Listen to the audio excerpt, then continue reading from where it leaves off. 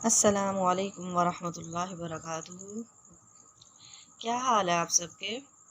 الحمدللہ، اللہ تبارک و تعالی آپ سب کو اپنے حفظ و امان میں رکھے، آمین۔ نحمدہ و نصلی علی رسولہ الکریم، اما بعد فاعوذ باللہ من الشیطان الرجیم، بسم اللہ الرحمن الرحیم۔ رب اشرح لی صدری ویسر لی امری واحلل عقدۃ من لسانی یفقہوا قولی۔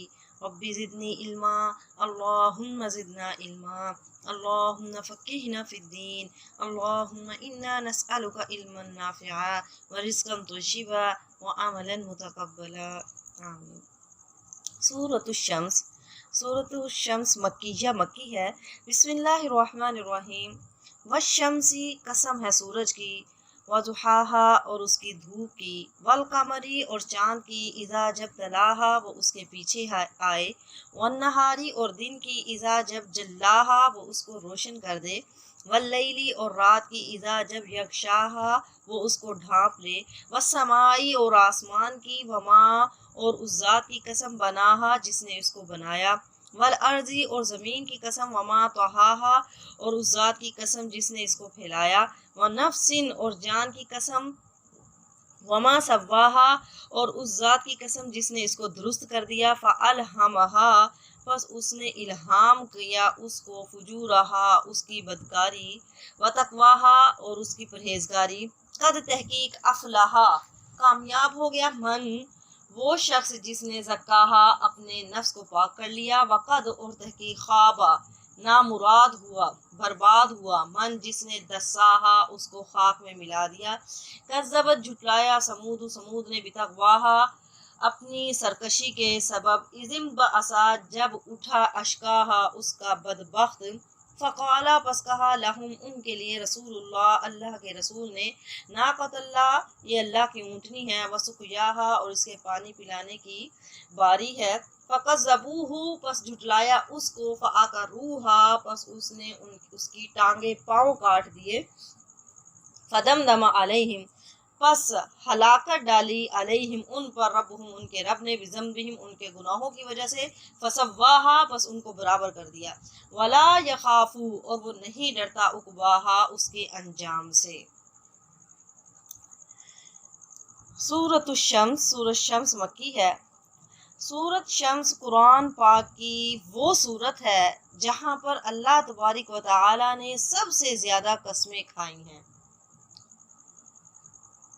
یہ وہ سورت ہے جہاں پر اللہ تبارک و تعالی نے سب سے زیادہ قسمیں کھائی ہیں۔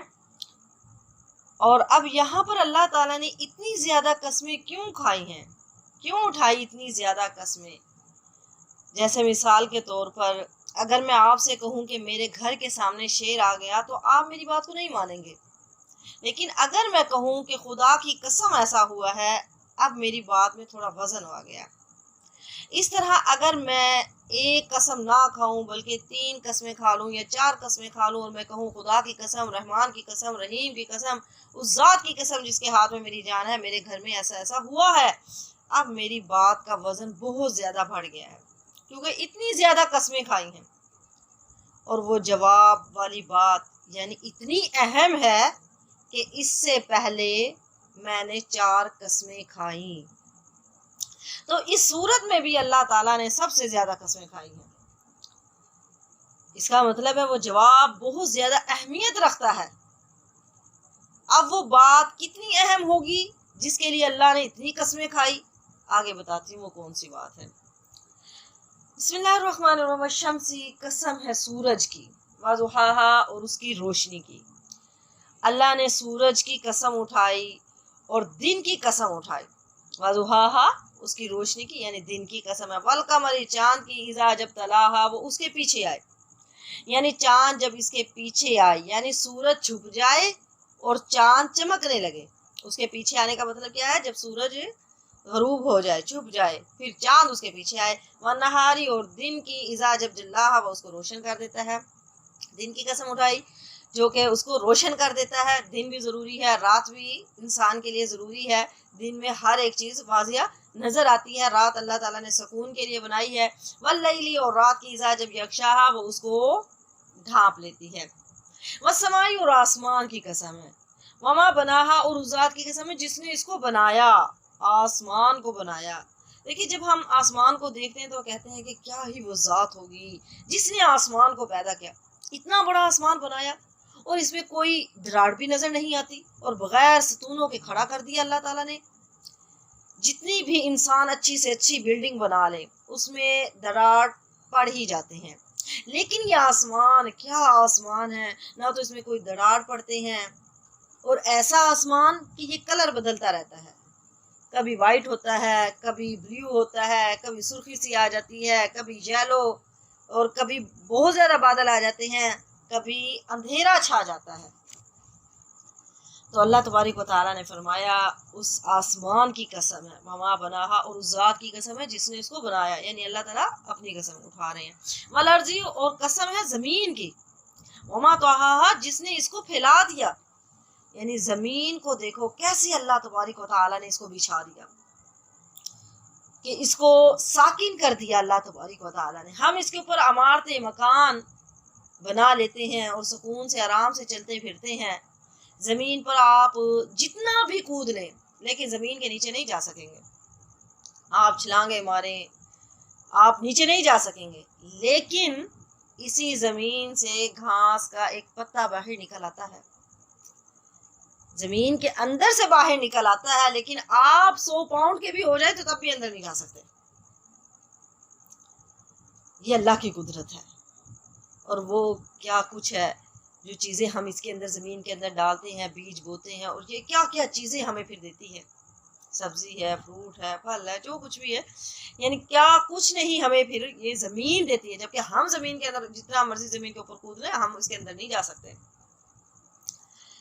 आगे अल्लाह ताला ने फरमाया व नफ्सिन, और जान की कसम है, वमा सव्वाहा, और उस ज़ात की कसम जिसने इसको दुरुस्त बनाया, यानी वही बात, हर अहम उज़्व अल्लाह ताला ने दो दो बनाए और दोनों के दरमियान फिर मुनासिब अल्लाह ताला ने फासला भी रखा, दोनों के एक बराबर बनाया, छोटा बड़ा यानी नहीं बनाया, उसको दुरुस्त बनाया अल्लाह ताला ने, यानी एक खूबसूरत साख्त में अल्लाह ताला ने इंसान को बनाया है।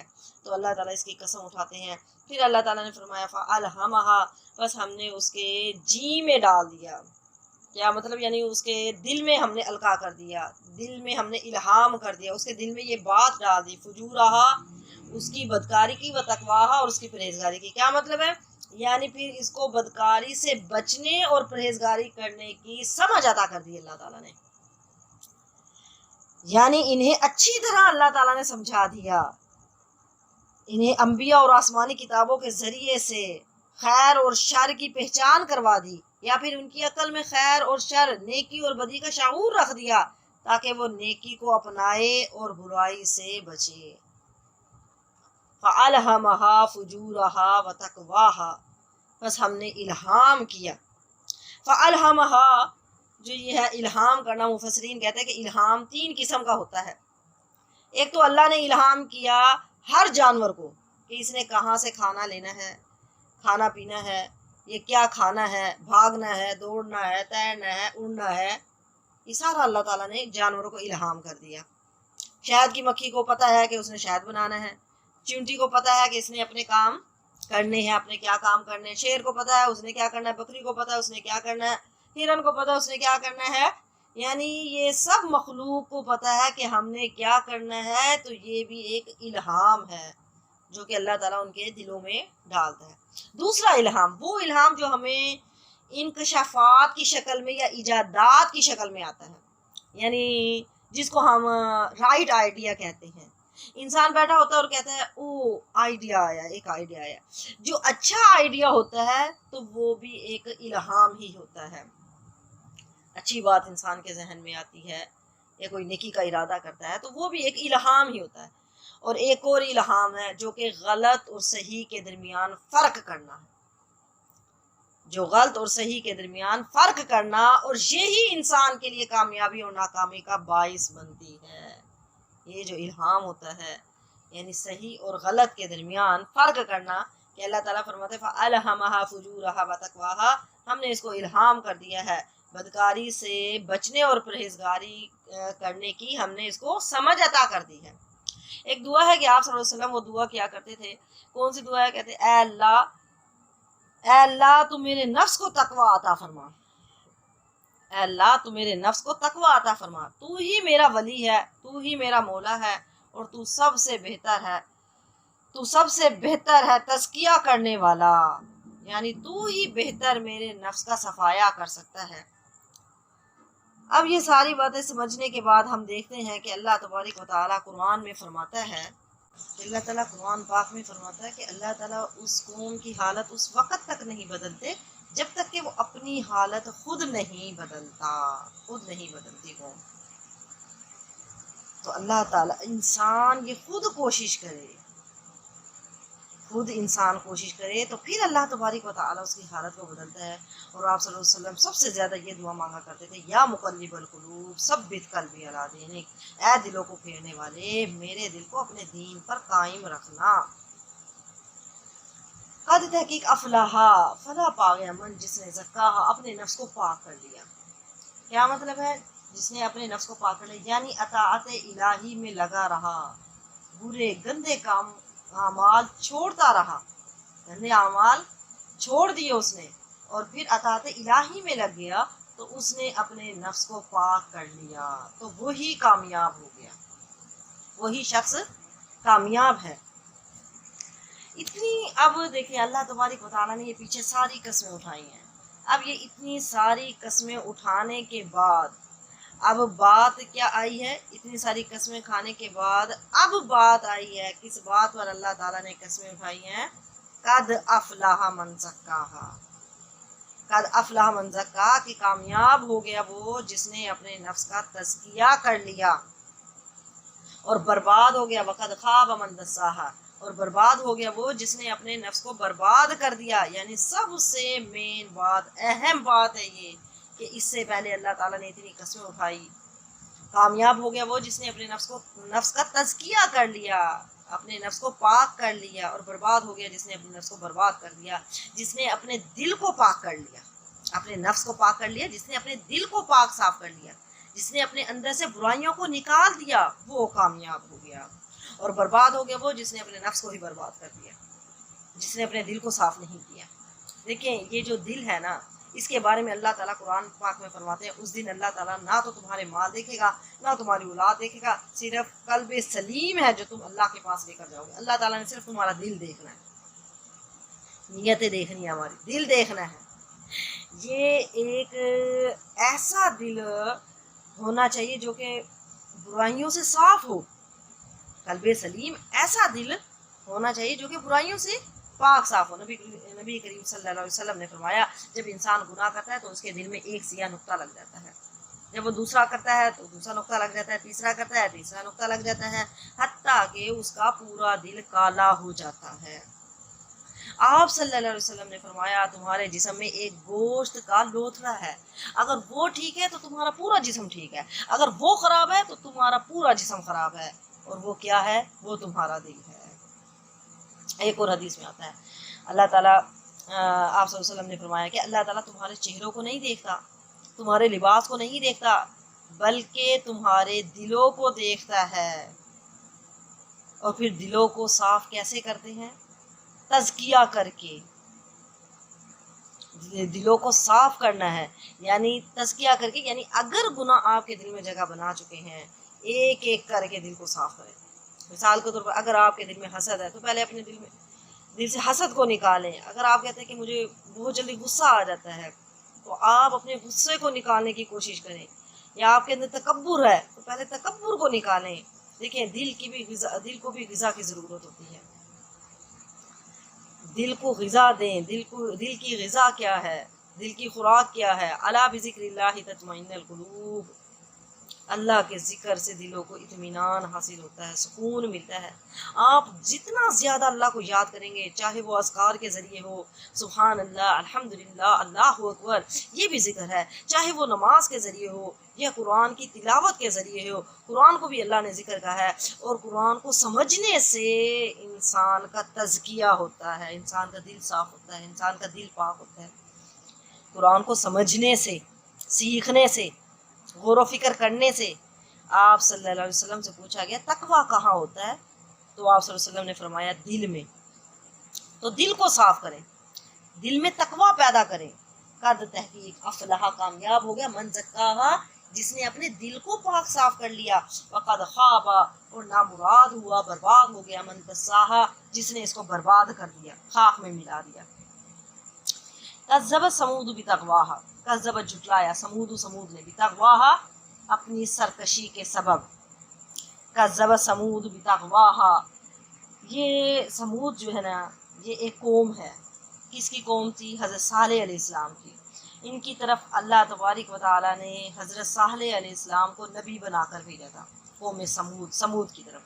حضرت صالح علیہ السلام اللہ کے بڑے نیک نبی تھے, بڑے مانے ہوئے شخص تھے, بڑے اخلاق والے کردار والے. سب لوگ جانتے تھے کہ یہ بڑے اچھے انسان ہیں, اور انہوں نے اپنی قوم کو دعوت دی تو انہوں نے ماننے سے انکار کر دیا, بلکہ طرح طرح کی حضرت صالح علیہ السلام پر الزام لگائے. پھر ان کی قوم نے ایک ان سے معجزہ مانگا کہ اگر آپ ہمیں معجزہ دکھاتے ہیں تو ہم آپ پر ایمان لے آئیں گے. انہوں نے کہا کہ کیا معجزہ؟ کہ انہوں نے کہا کہ اس پتھر سے اونٹنی نکالو پھر ہم آپ پر ایمان لے کر آئے گے. حضرت صالح علیہ السلام نے اللہ تعالیٰ سے دعا کی, اللہ کے اذن سے, اللہ کی اجازت سے اونٹنی آ گئی, پتھر سے اونٹنی نکل آئے. پھر حق اور باطل واضح ہو گیا. اب پتہ چل گیا کہ واقعی ہی یہ اللہ کی نشانی ہے. اونٹنی جو ہے یہ آپ یعنی سچے نبی ہیں حضرت صالح علیہ السلام. تو لوگوں نے پھر بھی انکار کر دیا, ماننے کے بجائے پھر بھی انکار کرے. پھر 9 لوگوں نے پلاننگ کی اور ایک بندے نے اونٹنی کو قتل کر دیا, لیکن عذاب ساروں پر آیا. اذن بعث اشقاہا جب اٹھا اس کا بدبخت, یعنی جو سب سے زیادہ بدبخت انسان تھا. مفسرین نے اس کا نام قدار بن صالح لیا ہے کہ اس نے ایسا کام کیا کہ یہ سب سے بڑا بدبخت انسان تھا. قدار بن صالح اس نے اونٹنی کے پاؤں کاٹ دیے, پونچے کاٹ دی. تو پھر 9 لوگوں نے پلاننگ کی اور ایک بندے نے اونٹنی کو قتل کر دیا, لیکن عذاب ساروں پر آیا. کیوں عذاب ساروں پر آیا؟ انہوں نے کہا کہ پہلے تو ہم اونٹنی کو مارو, یعنی اونٹنی کو قتل کر دو, پھر حضرت صالح علیہ السلام کو بھی قتل کر دو. یہ جب ان لوگوں نے پلاننگ کی تو ایک بندے نے, قدار بن صالح نے, اونٹنی کو قتل کر دیا تھا. پھر اللہ تبارک و تعالیٰ نے سب پر عذاب آیا. کیوں آیا؟ باقی سب اس وجہ سے آیا, باقی سارے تماشائی تھے, تماشا دیکھنے والے تھے, کسی نے منع نہیں کیا تھا. اگر آپ چاہتے ہیں کہ معاشرے میں شر پھیلے تو اس کا بہت آسان طریقہ ہے. آسان طریقہ کیا ہے؟ یہ ہے کہ معاشرے کے جو اچھے لوگ ہیں وہ کچھ بھی نہ کریں, ہاتھ پہ ہاتھ رکھ کے بیٹھ جائیں. ہاتھ پہ ہاتھ رکھ کے بیٹھ جائیں. تو جب وہ ہاتھ پہ ہاتھ رکھ کے بیٹھ جائیں گے, کچھ بھی منع نہیں کریں گے, تو اسی لیے عذاب ساروں پر آیا کہ تم لوگ وہاں کیا کر رہے تھے. تم تو بڑے نیک تھے, پاکیزہ بنتے تھے. جب معاملہ آیا نبی کے دفاع کرنے کا, جب معاملہ آیا اللہ کی بات کرنے کا, تو تم سارے چپ چاپ بیٹھ گئے. تو اللہ تعالیٰ کو یہ کام بالکل پسند نہیں ہے. آپ اپنی استطاعت کے مطابق دفاع کریں. اگر آپ کو محسوس ہوتا ہے کہ فتنہ ہو جائے گا, فتنہ بڑھ جائے گا, آپ نہیں سنبھال سکتے, پھر تو ہے کہ آپ خاموشی اختیار کریں. لیکن حدیث میں یہ بھی آتا ہے کہ سب سے پہلے ہاتھ سے روکیں. اگر ہاتھ سے آپ نہیں طاقت رکھتے, زبان سے روکیں, زبان سے, تو دل میں اس کو برا جانے. لیکن یہ سب تماشا دیکھنے والے تھے. تو فقال پس کہا لہم ان کے لیے رسول اللہ, اللہ کے رسول نے, ناقۃ اللہ یہ اللہ کی اونٹنی ہے, وسقیاہا اور اس کے پانی پلانے کی باری ہے. یعنی اس اونٹنی کو کوئی بھی نقصان نہ پہنچائے, اور جو اس کے پانی پینے کا دن ہے اس میں بھی گڑبڑ نہ کرے. جو اس میں پانی پینے کا دن ہے اس میں بھی کوئی گڑبڑ نہ کرے. اب کیا ہے, اس سرکشی کی وجہ سے, تکذیب کی وجہ سے یہ اس قدر بدبخت ہو گئے تھے کہ ان میں سے جو زیادہ بد شخص تھا وہ تیار ہو گیا, اور اس کا نام کیا ہے, قدار بن صالح تھا. اس نے حضرت صالح کی اونٹنی کی پونچھیں کاٹ دی, اس کے پاؤں کاٹ دیے. حضرت صالح نے اپنی قوم سے فرما دیا تھا کہ اے قوم, اللہ کی اونٹنی کو برائی پہنچانے سے ڈرو, اور اس کے پانی پلانے کے مقرر دن میں ظلم کر کے اسے پانی سے نہ روکو. تمہاری اور اس کی باریاں بندھی ہوئی ہیں. یعنی اونٹنی اور قوم سمود دونوں کے لیے پانی کا ایک ایک دن مقرر کر دیا گیا تھا. لیکن ان بدبختوں نے پیغمبر کی نہ مانی, جس گناہ کی وجہ سے ان کے دل سخت ہو گئے, اور پھر صاف طور پر وہ مقابلے کے لیے تیار ہو گئے. اور اس اونٹنی کی انہوں نے ٹانگیں کاٹ دی, پاؤں کاٹ دی, جسے اللہ تعالیٰ نے بغیر ماں باپ کے پتھر کی ایک چٹان سے پیدا کیا تھا, جو حضرت صالح علیہ السلام کا معجزہ تھا. अल्लाह की कुदरत की कामिल निशानी थी। अल्लाह ने फिर क्या, अल्लाह ने इन पर गज़बनाक हुआ, अल्लाह ताला ने इन पर हलाकत डाल दी और इन सब पर अजाब उतर आया। तो क्या क्या, फ़क़त ज़बूहु, पस उन्होंने उसको झुटलाया, फ़अक़रूहा, पस उन्होंने उसके पाँव काट दिए, फ़दम दमा, पस हलाकत डाली अलैहिम उन पर रब्बुहुम, उनके रब ने, बिज़म्बिहिम उनके गुनाहों की वजह से, फ़सव्वाहा, पस उन सब को बराबर कर दिया। अल्लाह का जब उन पर अजाब आया तो सब पर ही अल्लाह का अजाब आया। वला यखाफ़ु उक़बाहा, वला और नहीं, यखाफ़ु वो डरता, उक़बाहा उसके अंजाम से, उसके अंजाम से। यानी अल्लाह को ये डर नहीं है कि इसने इन्हें सज़ा दी है कि कोई बड़ी ताकत उसको इससे बदला लेगी, उससे बदला ले लेगी। वो अंजाम से बेखौफ है, क्योंकि वो कोई ऐसी ताकत नहीं है जो इससे बढ़कर या इसके बराबर हो, जो उससे इंतकाम ले सके। कोई भी ऐसी ताकत नहीं है। वला यखाफ़ु उक़बाहा, और नहीं वो डरता उसके अंजाम से। देखें, जब इंसान किसी को मारता है या फिर हमला करता है तो उसको ये डर होता है कि अब वहाँ से भी मुझ पर अटैक होगा, जिस पर हमने हमला किया था, जिसे तकलीफ पहुँचाई थी। तो अल्लाह को इस बात का बिल्कुल भी डर नहीं है। अल्लाह को किसी का डर नहीं है, अल्लाह किसी से डरता नहीं है। अल्लाह ताला फरमाते हैं, तुम मेरी नाफरमानी करोगे मैं तुम्हें बर्बाद करके रख दूंगा। अगर तुम मेरे लोगों के साथ ज्यादती करोगे, अंबिया के साथ, अंबिया की तकजीब करोगे, अंबिया के साथ जो सलूक तुमने किया, दीनदारों के साथ जो सलूक किया, मैं तुम्हें छोड़ूंगा नहीं। तो जो ज़मीन में जालिम है, जाबिर हैं, जुल्म करने वाले लोग फिर रहे हैं, तो अल्लाह 1 मिनट में उनको मिटा सकता है। अल्लाह को किसी का कोई डर नहीं है। अल्लाह सिर्फ ढील देता है। जब अल्लाह ढील देता है तो इंसान ये ना समझे कि अल्लाह कमज़ोर है, कि अल्लाह यानी हमसे राज़ी है, या अल्लाह हमें पकड़ ही नहीं सकता। अल्लाह चाहे तो अल्लाह ज़ल्ज़ले में दबोच ले, ज़मीन फटे और उसमें उनको गाड़ दे।